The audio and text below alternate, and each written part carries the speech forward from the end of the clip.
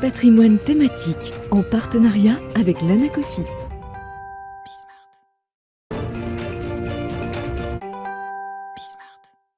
Et c'est parti pour Patrimoine thématique, un patrimoine thématique consacré comme tous les mercredis aux crypto-monnaies, aux crypto-actifs et parfois même à l'investissement dans ces crypto-monnaies. Aujourd'hui, nous vous proposons un point de réglementation sur le sujet avec Faustine Fleuret, présidente de l'ADAN, mais aussi co-auteure du livre Droit des crypto-actifs et de la blockchain publié par LexisNexis. Bonjour Faustine Fleuret. Bonjour Nicolas. Alors on voit le livre à l'écran, c'est vrai que vous avez une double casquette, vous avez écrit ce livre d'un côté, vous êtes également présidente de l'ADAN qui prend part justement aux réflexions et aux discussions sur la réglementation française mais aussi européenne. Vous allez nous donner votre vision un peu sur le sujet.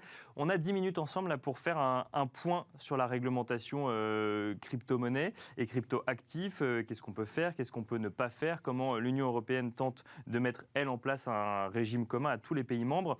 Avant de parler de cette initiative européenne, on lit un peu sur Internet que l'Europe s'inspire beaucoup de ce qui se fait en France. Donc on va commencer par parler de ce qui se fait en France. Petit rappel quand même de contexte, le Bitcoin a souffert de son image de blanchiment d'argent, de placement pas sûr en termes de sécurité. L'AMF a mis en place une régulation qui fonctionne bien. Aujourd'hui, où on en est sur cette réglementation en ce qui concerne les cryptoactifs en France ? Alors effectivement, en France, c'est très concret et on a une réglementation très précurseur. Et effectivement, nous sommes en train d'inspirer ce qui se profile au niveau européen. La France a pris en charge ce sujet dès 2017. D'accord. Justement parce qu'il y avait besoin de restaurer un peu de confiance sur les marchés. Et effectivement, il y avait déjà à l'époque beaucoup d'idées qui véhiculaient sur le blanchiment et le financement du terrorisme. Donc d'idées reçues. Exactement. Ou pas forcément, ou de mauvaises expériences avec le Bitcoin. Et donc il a fallu que le gendarme des marchés financiers, l'AMF, intervienne sur ces nouveaux actifs en fait, qui intéressaient de plus en plus de monde. Complètement. Du coup, avec la loi Pacte, ce qui a été fait, c'est de mettre en place un régime dédié aux cryptoactifs, ce qui effectivement est complètement inédit par rapport à ce qui pouvait se passer chez nos voisins européens. Parce que on ne pouvait pas légiférer sur les cryptoactifs de la même manière qu'on légiférait sur les autres actifs financiers. Il fallait entre guillemets, un contexte juridique dédié. Alors effectivement, c'était une des premières questions. Est-ce que les cryptoactifs tombent déjà dans une réglementation existante ? Donc quand l'autorité des marchés financiers a consulté l'industrie, c'était effectivement sa première question. Est-ce que l'on doit les traiter de façon adaptée, ce qui est le plus justement approprié, ou est-ce qu'on devait le faire tomber par exemple dans la réglementation des instruments financiers ? Donc le choix a été fait de consacrer cette nouvelle qualification juridique d'actifs numériques qui recouvre à la fois les jetons et les monnaies virtuelles. D'accord. À peu près. Et donc on a créé un cadre à la fois pour l'émission de ces jetons. Donc si vous êtes émetteur de jetons, ce qu'on appelle les ICO. Bien sûr. Donc les ICO, c'est pour les gens qui nous écoutent, c'est l'équivalent d'une IPO finalement, mais pour les cryptoactifs. C'est ça. C'est une levée de fonds en cryptoactifs. Vous émettez des jetons pour lever des fonds en face, soit des fonds en monnaie, soit en autres cryptoactifs. Donc il existe aujourd'hui un visa que vous pouvez demander en tant qu'émetteur auprès de l'AMF. Et pour avoir ce visa, en fait, vous devez respecter un certain nombre d'exigences, et en particulier en termes d'information. Effectivement, c'est ce qu'on voyait auparavant sur les ICO. Il y avait assez peu de bonnes informations pour que les souscripteurs soient réellement en pleine connaissance de cause de ce dans quoi ils investissaient. C'est ça, des avantages, des inconvénients, du risque éventuel et surtout du projet derrière. D'accord. Exactement. Donc ce visa, volontairement, et ça aussi c'était très inédit à l'époque, a été mis en place de façon optionnelle. C'est-à-dire que vous pouvez en tant qu'émetteur de jetons faire votre émission auprès du public français si vous n'avez pas le visa. Ça ne vous empêche pas de le faire. Néanmoins, le pari de l'autorité des marchés financiers à l'époque, c'était que ça puisse devenir un avantage comparatif entre émissions. Pour attirer d'autres investisseurs, le fait d'avoir un visa de l'AMF sur une crypto-monnaie ou des crypto-actifs dont on entend effectivement que ça peut servir de blanchiment ou autre en 2017, ça rassure forcément, on imagine, une partie des investisseurs. Complètement. Et l'autre point de faire cette réglementation optionnelle sur les émissions position, c'était qu'on est sur, et ça, j'étais venue en parler la première fois, sur vraiment un système qui est en train de maturer, de grossir. Et donc, il y avait quand même la volonté de ne pas entraver l'innovation, de ne pas complètement la freiner avec une réglementation qui serait trop stricte dès le départ. Et qui viendrait tuer du coup l'innovation dans l'œuf. Il y a également une autre réglementation en France, c'est les fameux PSAN. Là, c'est pour le coup, c'est les acteurs en fait des cryptoactifs. Complètement. Alors, si sur les ICO, on est sur le marché primaire, les PSAN, prestataires de services sur actifs numériques, on est plutôt sur le marché secondaire. D'accord. Donc, effectivement, ce qui a été mis en place depuis 2019, si vous réalisez un service sur actifs numériques, donc ce qui est qualifié dans le code monétaire et financier, soit vous conservez des cryptoactifs, soit vous en permettez l'échange, etc. Donc, les plateformes de crypto-monnaies sont des PSAN, des prestataires de services en actifs numériques. Voilà, par exemple. Si vous vous adressez au marché français ou si vous êtes établi en France, ou les deux d'ailleurs, vous devez vous enregistrer auprès de l'AMF. D'accord. Et qu'est-ce que ça signifie ? Ça veut dire que d'une part, si vous n'êtes pas enregistré, par contre là, vous n'avez pas le droit de fournir vos services auprès du public. D'accord, là c'est pas optionnel pour le coup. Non, c'est pas optionnel du tout.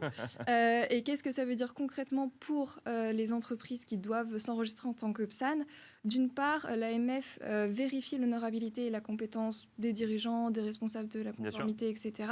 Et d'autre part, et ça c'est le point très important, la CPR, l'autorité de contrôle prudentiel et de résolution, contrôle le dispositif en matière de lutte contre le blanchiment et le financement du terrorisme de ces entreprises. Donc en fait, aujourd'hui, les PSAN sont, comme toute entité assujettie, comme les banques, comme les institutions financières, soumises à la réglementation européenne en matière de lutte contre le blanchiment et le financement du terrorisme. Est-ce que du coup ces PSAN font face à la même législation en matière de conseil, par exemple, en investissement, que peuvent avoir des intermédiaires plus classiques ? Est-ce que l'AMF vérifie que ces sociétés sont basées en France ou en Union européenne avant qu'on y investisse ? Ça, c'est des choses qui sont vérifiées ? Alors, le conseil, par exemple, ou la gestion de portefeuille aussi, c'est un autre cas, sont aussi des services sur actifs numériques, mais où il n'y a pas d'enregistrement obligatoire. D'accord. En revanche, ce qu'il existe, c'est un agrément, comme le visa pour les ICO, qui est optionnel, que vous pouvez demander à l'AMF, mais qui ne vous empêche pas d'exercer.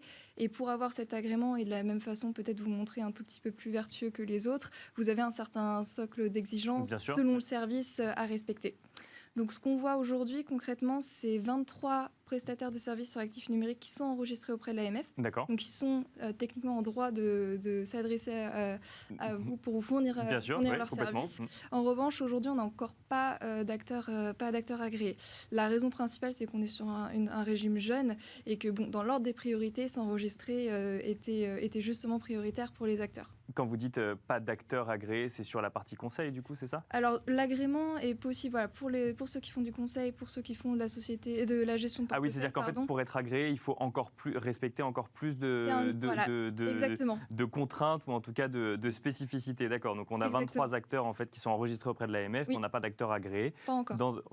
Aujourd'hui, à l'heure actuelle. Et alors, au niveau européen, quelle est la démarche ? Il y a ce projet MiCA qui émerge où là, l'idée, c'est d'avoir une réglementation globale au niveau de l'Union européenne. Alors, effectivement, aujourd'hui, il n'existe encore pas de cadre européen. Et donc, comme on a été plutôt bon élève, plutôt plus vertueux, en Europe, l'Europe s'est beaucoup inspirée de ce qu'on a fait. Donc, en septembre 2020, la Commission européenne a révélé son paquet en matière de finances digitales, Digital Finance, dans lequel elle proposait ce règlement MiCA pour encadrer à peu près les émissions de jetons et les PSAN, donc qui vont s'appeler CASP dans le cadre européen. Mais en fait, elle s'est pas contentée de ça. La Commission a également proposé un texte sur justement les instruments financiers émis et échangés sur les technologies blockchain. D'accord. Oui, parce que c'est deux choses différentes. Il y a les crypto-monnaies, il y a la technologie blockchain sur laquelle on peut faire des investissements, mais pas que forcément en crypto-monnaie pour le coup. Alors, et justement, là où MiCA traite plutôt des crypto-actifs comme une nouvelle catégorie d'actifs qui ne sont pas des instruments financiers, par contre, tout ce qui est instruments financiers, peu importe, ils sont émis sur des réseaux blockchain, mais ça reste légalement des instruments financiers. Ils sont soumis à ce qui existe déjà au niveau européen, des règlements comme MIF, comme CSDR. Mais ce qu'a voulu faire la Commission, c'est de créer un régime pilote pour permettre, parce qu'on a vu, et l'autorité des marchés financiers a fait une analyse approfondie là-dessus, des obstacles réglementaires au fait de développer des activités sur instruments financiers, sur les technologies blockchain. Oui. Donc le but, c'est de faire une zone d'expérimentation où on pourrait peut-être permettre aux acteurs, aux porteurs de projets, de bénéficier d'exemptions pour justement lever ces obstacles et créer adapter un peu la réglementation financière. C'est toujours le sujet, c'est est-ce que je réglemente ou est-ce que je laisse l'innovation et en même temps jusqu'à quel moment je laisse l'innovation perdurer avec les potentiels abus qu'il peut y avoir. Donc si l'Union européenne prend le sujet à bras-le-corps, c'est qu'il y a des réglementations différentes selon les pays. Vous, au niveau de l'ADAN, du coup, vous prenez part à ces discussions, vous suivez ça de près. Selon vous, on va dans le bon sens.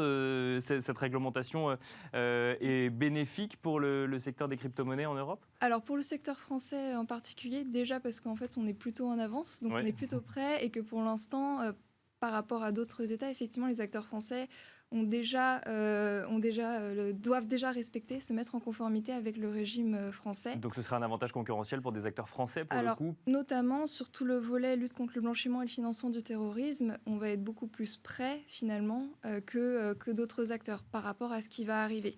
Notre inquiétude, c'est que justement ce qu'on voit aujourd'hui avec le régime français, les PSAN, les 23 dont je vous parlais, qui sont enregistrés, sont plutôt des acteurs français enregistrés en France. On a beaucoup d'acteurs étrangers qui s'adressent au marché français sans être enregistrés. Donc on a cette concurrence.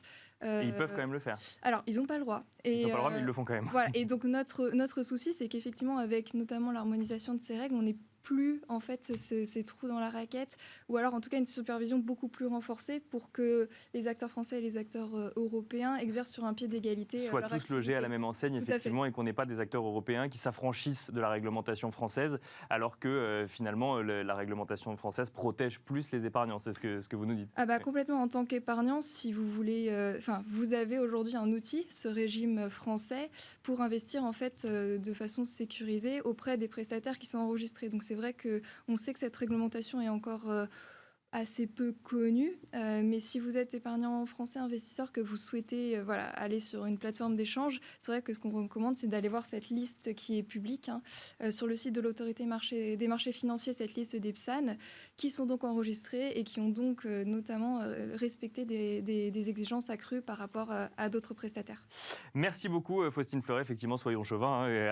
Si on est les plus avancés aujourd'hui en la matière, on ne peut que souhaiter que cette réglementation européenne devienne un avantage concurrentiel pour des acteurs qui ont déjà fait l'effort du coup de se mettre aux normes. Faustine Fleuret, je rappelle que vous êtes présidente de l'ADAN, mais aussi co-auteur du livre Droit des cryptoactifs et de la blockchain, publié par LexisNexis.